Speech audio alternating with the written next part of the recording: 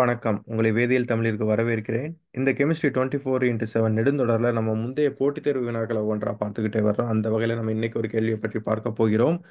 அதற்கு முன்னதாக நம்ம சேனலுக்கு யாரும் சப்ஸ்கிரைப் பண்ணாம வந்தீங்கன்னா சப்ஸ்கிரைப் பண்ணுங்க. வாங்க இன்னைக்கு என்ன கேள்வின்னு சொல்லி பார்க்கலாம்.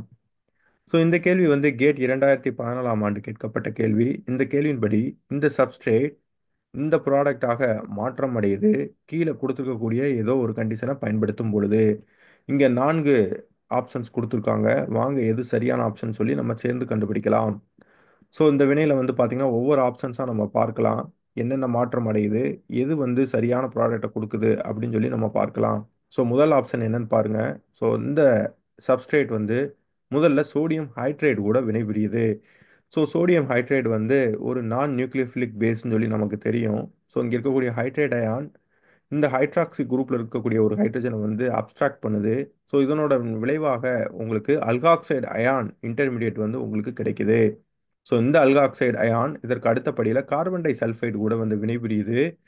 இங்கே இருக்கக்கூடிய கார்பன் எலக்ட்ரான் டிஃபிஷியன்ட் கார்பன் சொல்லி நமக்கு தெரியும். அப்போ இந்த அல்காக்சைடு அயான் இங்கே இருக்கக்கூடிய கார்பனை தாக்கும் பொழுது இங்கே இருக்கக்கூடிய பை எலக்ட்ரான் சல்ஃபரை நோக்கி நகருது. அப்படி நகர்ந்துச்சு அப்படின்னா உங்களுக்கு இந்த இன்டர்மீடியட் கிடைக்கும். இந்த இன்டர்மீடியட் இதற்கு அடுத்தபடியில் மெத்தில் அயோடைடு கூட SN2 வினையில் ஈடுபடுது. அதாவது இங்கே இருக்கக்கூடிய S மைனஸ் அயான் இங்கே இருக்கக்கூடிய மெத்தில் கார்பனை தாக்கும் பொழுது I மைனஸ் வெளியே போய் உங்களுக்கு ஜாந்தேட் இன்டர்மீடியட் உங்களுக்கு கிடைக்குது. அதாவது முதல் படியோட முடிவில் உங்களுக்கு ஜாந்தேட் இன்டர்மீடியட் கிடைக்குது. சரி, வாங்க இரண்டாவது படிக்கு போகலாம்.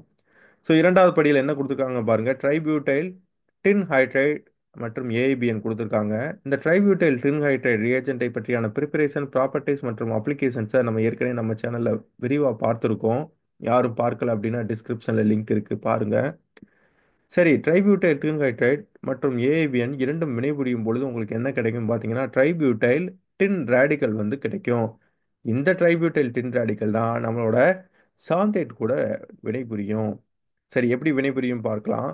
இங்கே இருக்கக்கூடிய கார்பன் சல்ஃபர் டபுள் பாண்டில் இருக்கக்கூடிய எலக்ட்ரான் இங்கே இருக்கக்கூடிய ட்ரைபியூட்டைல் டின் ரேடிக்கல் கூட வினைபுரியுது. அப்படி வினைபுரியும் பொழுது உங்களுக்கு புதிதாக ஒரு கார்பன் சென்டர் ரேடிக்கல் இன்டர்மீடியட் கிடைக்கும்.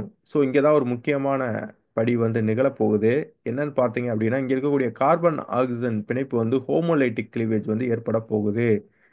இங்கே கார்பன் ஆக்சிஜன்ல இருக்கக்கூடிய ஒரு எலக்ட்ரான் இந்த கார்பன் சென்டர் ரேடிக்கலை நோக்கி நகருது.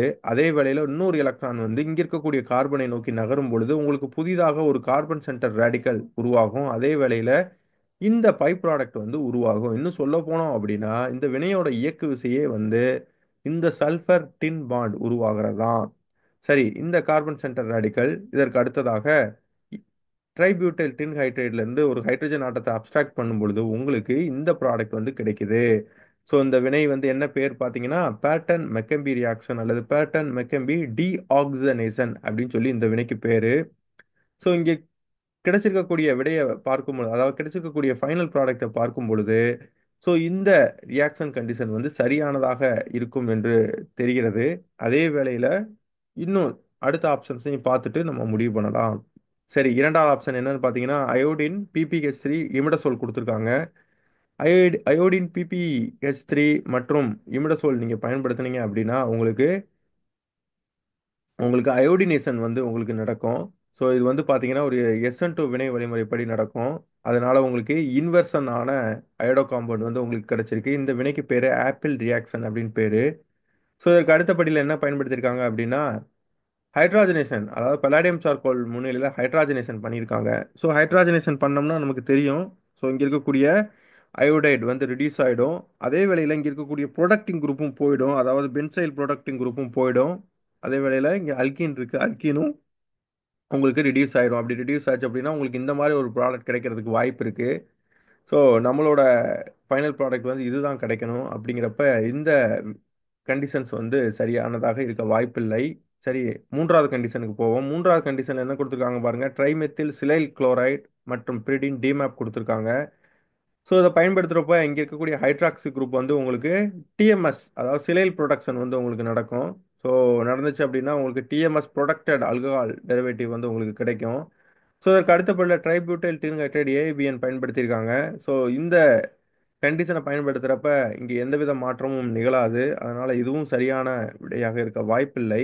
சரி, ஃபைனல் ஆப்ஷன் போவோம். ஃபைனல் ஆப்ஷன்ல மெசிடைல் குளோரைடு பிரிடின் டிமேப் கொடுத்துருக்காங்க. இதுவும் ஒரு புரோடக்டிங் குரூப் தான். இங்க இருக்கக்கூடிய ஹைட்ராக்சி குரூப் வந்து மெசைல் ப்ரொடக்ஷன் வந்து உங்களுக்கு நடக்கும். இதற்கு அடுத்த படில லித்தியம் அலுமினியம் ஹைட்ரேட் பயன்படுத்துறப்ப உங்களுக்கு இந்த பென்சோயேட் ப்ரொடக்டிங் குரூப் தான் உங்களுக்கு வந்து டீ ப்ராடக்ட் ஆகும். அதே வழியில மற்ற குரூப்ல வந்து எந்தவித மாற்றமும் நிகழாது. ஸோ இதனோட அடிப்படையில் பார்க்கிறப்ப இதுவும் சரியான விடையாக இருக்க வாய்ப்பு இல்லை. சரி, வாங்க நம்ம கேள்விக்கு போகலாம். இதுவரைக்கும் நம்ம விவாதிச்சதோட அடிப்படையில் பார்க்கும் பொழுது கீழே கொடுத்திருக்கக்கூடிய ஆப்ஷன்ஸ்ல மிகவும் சரியான விடை வந்து ஆப்ஷன் ஏ தான்.